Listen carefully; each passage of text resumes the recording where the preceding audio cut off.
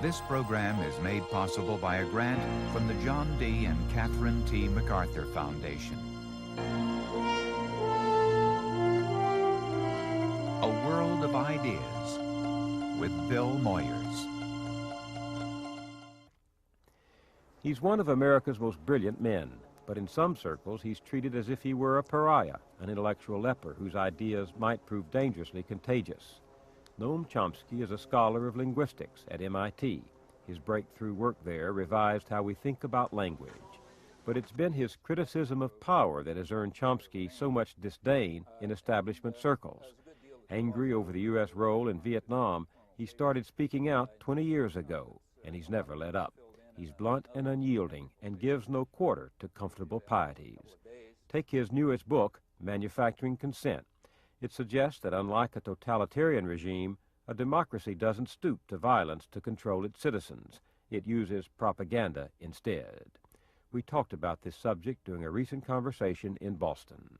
You have said that we live entangled in webs of endless deceit, that we live in a highly indoctrinated society where elementary truths are easily buried. Elementary truths such as? Such as the fact that we invaded South Vietnam, or the fact that we're standing in the way of significant, and have for years, of significant moves towards arms negotiation, or the fact that the military system is to a substantial extent, not totally, but to a substantial extent, a mechanism by which the general population is compelled to provide a subsidy to high technology industry.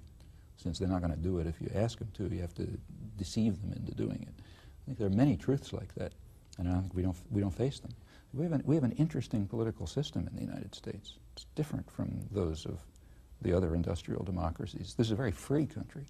I mean, the individuals are, by comparative standards, the state is very restricted in its capacity to coerce and control us. There's very little they can do. Police can't come in and stop us from talking or anything remotely like that. In fact, even as compared with other industrial democracies, we're very free in this respect. On the other hand, the practical limits on those freedoms are unusually high. This is the practical limits. Well, there are sophisticated mechanisms that have been devised to prevent us from making use of those freedoms, and furthermore, it has been understood for a long period that in a society that's free, in a society where the state does not have the power to coerce, other mechanisms must be found to ensure that the population doesn't get in the way. Other mechanisms being? Indoctrination, elimination of secondary organizations, say unions, other political clubs, ways in which people, for a single isolated individual to participate in a meaningful way in the political system is almost impossible. I mean, you have to have means to inform yourself, to have ideas, to interchange those ideas with others, to turn them into possible programs, to press for those programs. Now that takes access to information, it takes independent media, it requires what sociologists call secondary organizations, means by which isolated people can group together. Active political parties, political clubs. Unions have often played this role in many countries. The United States is unusual in the extent to which all of these structures are weak. So the level of unionization is extremely low, and under the Reagan period has declined even further. Furthermore, the American unions have always been basically apolitical, or largely so. The political system is also unusual. We're the only major industrial democracy that doesn't have a political party which is basically labor-based. We only have one political party with two factions. It's the business party. We have two factions of the business party called the Democrats and the Republicans, and that's unusual. In fact, this perception is transmuted in an odd way into political terminology. So, for example, in the 1980s, each election in the 1980s, the Democrats have been accused of being the party of the special interests. And then they hotly deny it, and they say, no, they're not the party of the special interests. But who are the special interests? Well, take a look behind the rhetoric, and you find that the special interests are women, labor, youth, the elderly, ethnic minorities, the poor, farmers. In fact, it's the entire population. The point being? The entire population are the special interests. Now, if you look closely, there's one group that's never identified as being among the special interests. That's corporations. And that's correct. They're the national interest. And both parties are basically beholden to them. Whereas the special interests have to be marginalized, the population. So everyone denies that they represent the special interests, that is, the people.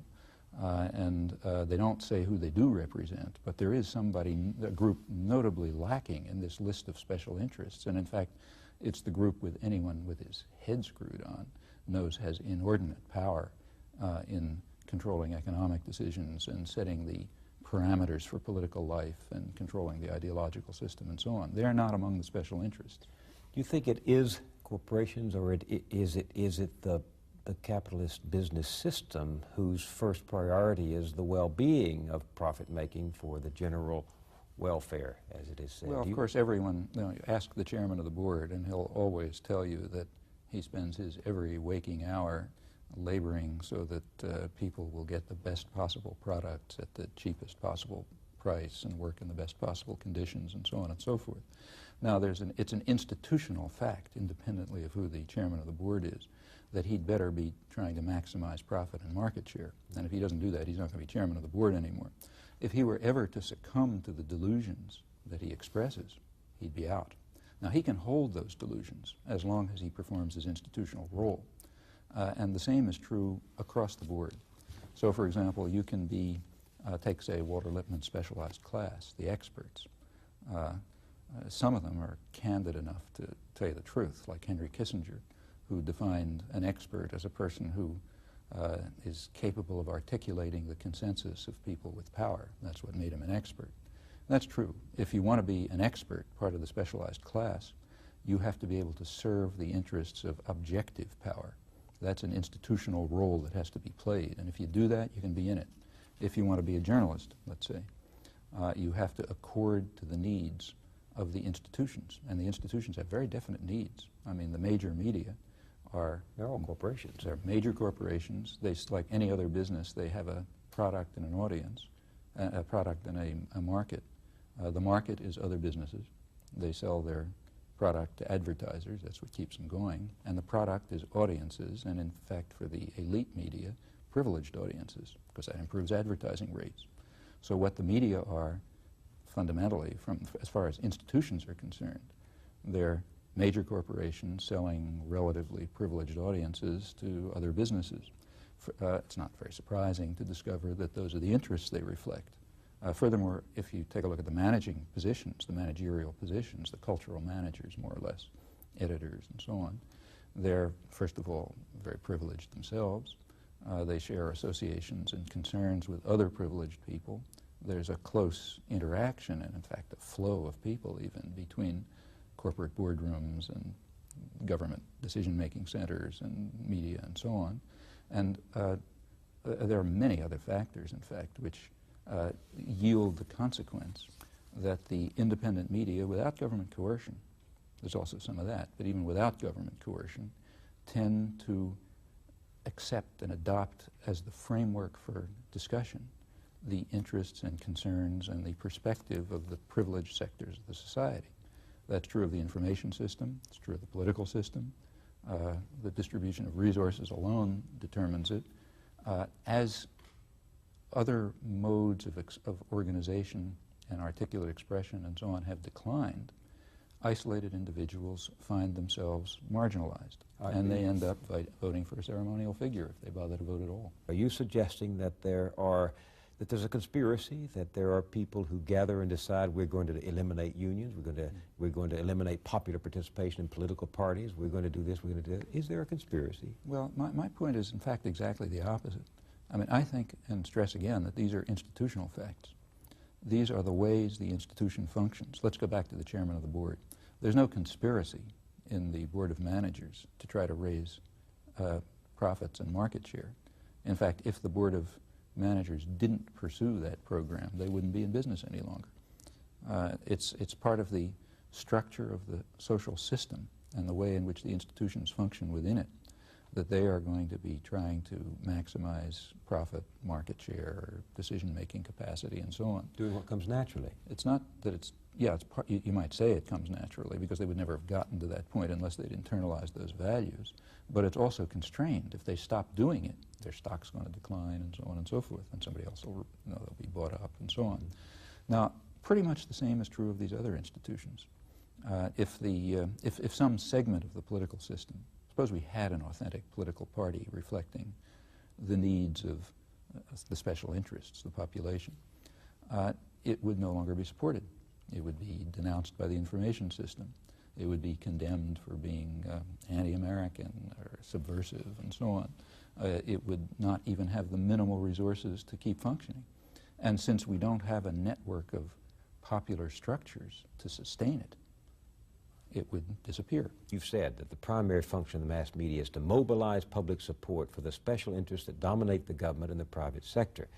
But that's not how the media see it. They claim, we claim, that our news judgments rest on unbiased, objective criteria. Yeah, that's how we see it. Yeah, but in fact, the chairman of the board also sees what he is doing as a service to humanity. You know, we like the lobster in the trap, we can't see it close behind us? Well, the point is that no one would even make it to a high decision-making position in the media, whether as columnist or managing editor or whatever, unless they had already internalized the required values. Internalized? They believe them.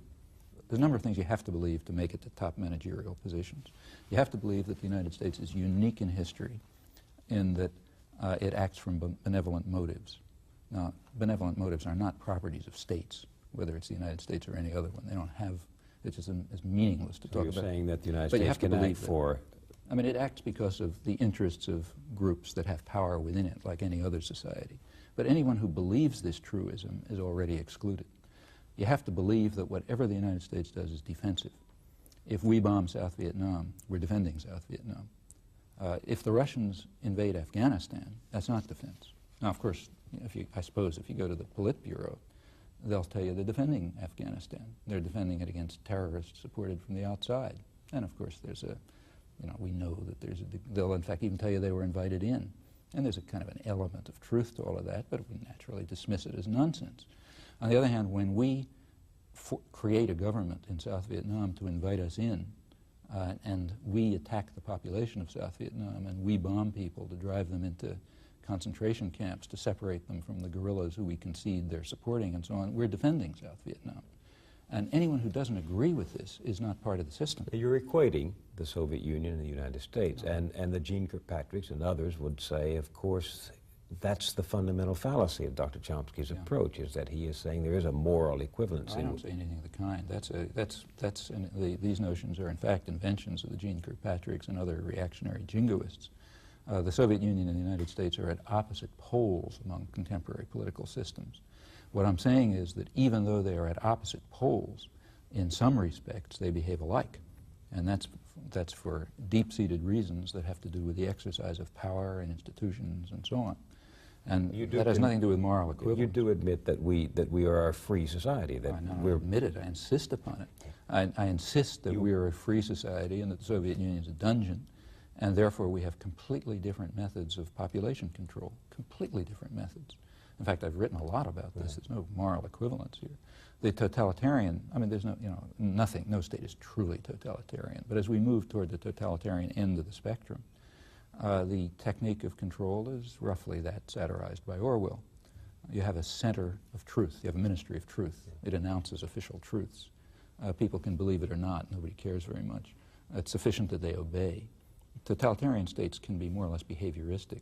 They don't really care what people think, because they always have a club at hand to beat them over the head if they do the wrong thing. Force people to do what they want to do. As long as they can think what they like in private, but they better do what we tell them in public. That's the model towards which totalitarian states tend. As a result, the propaganda may very well be not too effective. On the other hand, a democratic state can't use those mechanisms. Can't force anybody to. You can't force people. Therefore, you have to control what they think. Since power is still concentrated, but in different hands in our society, largely in private ownership, and you can't control people by force, you'd better care what they think. So that's which why means you have to have other forms, and in fact more sophisticated forms of indoctrination. I did an interview once with Edward Bernays, who is considered the pioneering figure in American business public relations, and he talked through there about the engineering of consent. Yeah, that's his phrase. Yeah. And he thought it's a wonderful thing. In fact, he described it as the essence of democracy. Yeah, he said if the consent of the government presupposes that efforts at persuasion, at trying to persuade people to see things your way. Notice the picture. The picture is certain people are in a position to persuade, and the essence of democracy is that they have the freedom to persuade. Now, who has the freedom to persuade? Well, who runs the public relations industry? It's not the special interests. They're the targets of the public relations industry. Public relations industry is a major industry, closely linked to other corporations. And those are the people who have the power to persuade. That's the essence of democracy. Yeah, and they must engineer the consent of others. There was a vice president of AT&T in 1909 who said that he thought the public mind was the chief danger to the company. Corporation. Exactly. The general public might have funny ideas about corporate control. For example, you know, people who really believe in democracy, people who take 18th century values seriously, people who really might merit the term conservatives, that much abused term, are against concentration of power. They remember that, after all, the doctrines of the Enlightenment held that individuals should be free from the coercion of concentrated power. Now, the kind of concentrated power that they were thinking about was the church and the state and the feudal system and so on. And you could sort of imagine a population of relatively equal people, at least equal white male property owners, who would be not controlled by those private powers. But in the subsequent period, a new form of power developed, namely corporations, with highly concentrated power over decision-making in economic life.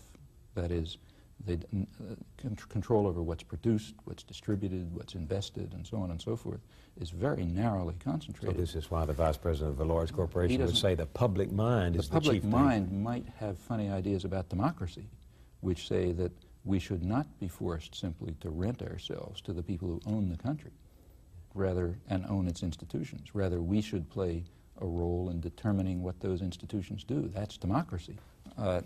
If we were to move towards democracy, and I think democracy even in the 18th century sense, we would say that there should be no maldistribution of power in determining what's produced, what's distributed, what's invested, and so on. Rather, that should be that's a problem for the entire community.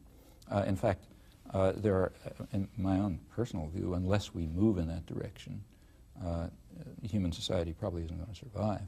Why?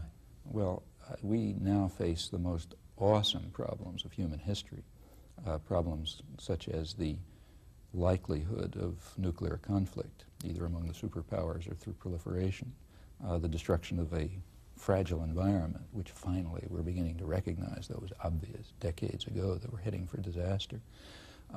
Other problems of this nature, they're of a level of seriousness that they never were in the past. But why do you think more participation by the public, more democracy is the answer?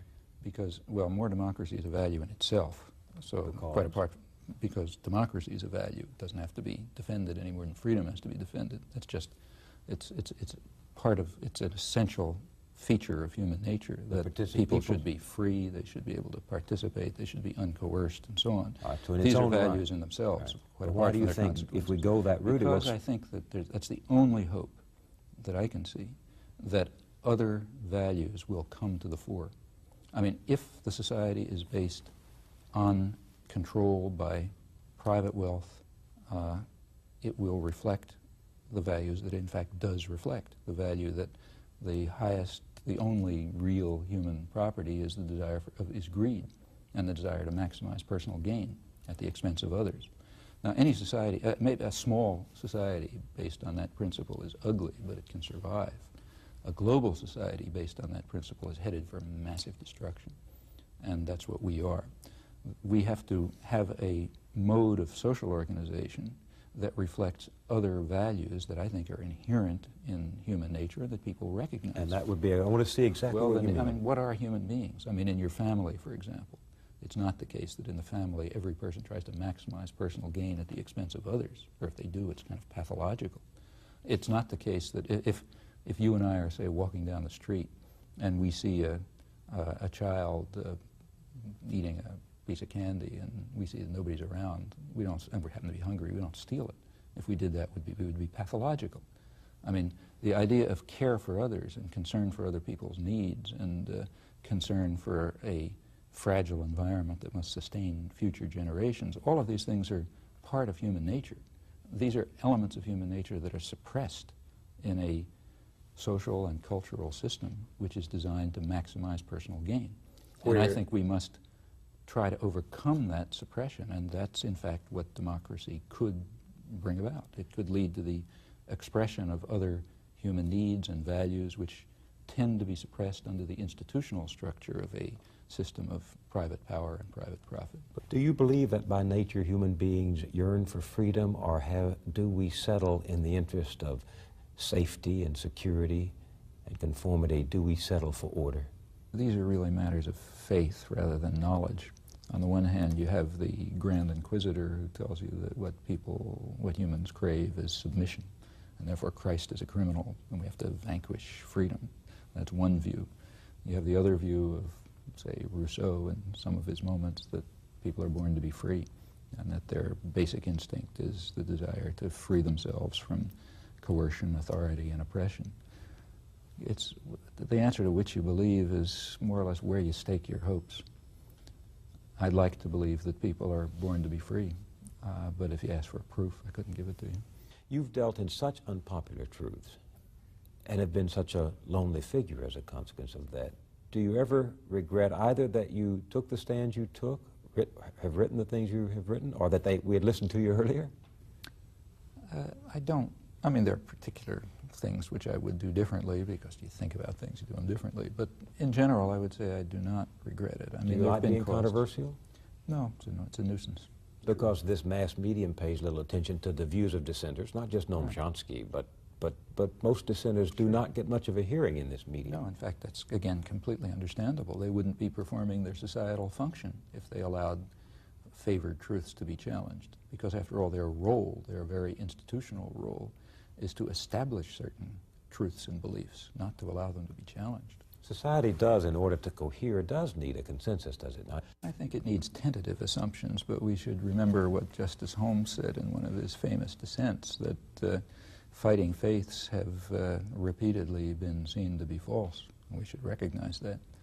Yes, we need tentative assumptions in order to continue with our lives, but we also ought to be open to a healthy society would not only tolerate but encourage challenge. That's what happens in the sciences. In the sciences, where the world is keeping you honest, and you can't be dishonest fundamentally, not only is challenge tolerated, but it's stimulated. If a student comes along with a new idea that threatens established beliefs, you don't kick them out of your office. You pay attention, you're struck. But in politics? Well, political life is preserving privilege and power, but that's not a value that should be protected. That's a property that should be overcome. I'm not saying question everything always. That's hopeless. You know, like I walk out the door, I don't think the floor is going to collapse. Of course, you accept things. You have faith, you have beliefs, and so on, and you operate on the basis of them. But you should, if honest, recognize that they are subject to challenge, and that if the past is any guide, they're probably wrong, because beliefs have generally been wrong in the past. Also, we just understand more. We understand more about ourselves as history continues.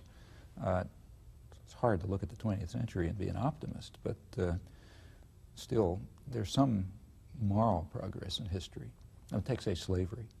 It wasn't very long ago that slavery was considered moral, not just that we want to do it. The slave owners didn't normally say, look, nice for me, so I'll do it. They offered a moral basis for slavery. Nobody does that anymore. That's an improvement. Just in our own lifetimes this has happened. Take the issues raised by the feminist movement. Women do have equal rights. These were things that many people simply did not see 30 years ago. Now, the problems are still there, at least we see them. That's greater insight into our own nature. It's insight, it's discovery of forms of repression and authority that we know we do not accept as moral human beings and that we ought to try to overcome. And I think you can sense such progress. At the same time, you also have decline. I mean, Nazi Germany and Stalinist Russia The are genocide of this century, the just Holocaust, all indescribable. So that's why I say it's hard to look at the 20th century and say that you're an optimist. What about the 21st century? Well, I don't think we're going to get far into the 21st century unless these problems are overcome, because the problems are no longer localized. I mean, Hitler's genocide was probably the worst moment in human history, but it was still, in a sense, localized. It was a huge massacre, but it was bounded. The problems we're now facing are not going to be bounded. A nuclear war, for example, if there's a superpower confrontation, or even a confrontation among lesser nuclear powers, that's not going to be bounded in any sense that wars were in the past. Or if we all unplug the environment. Or if we do not, if we continue to act on the assumption that the only thing that basically matters is personal greed and personal gain, the commons will be destroyed. We didn't have to worry about that too much in the past. It was happening. But now it is clear that they're going to be destroyed. Other human values have to be expressed if we hope if future generations are going to even be able to survive. From Boston, this has been a conversation with Noam Chomsky. I'm Bill Moyers.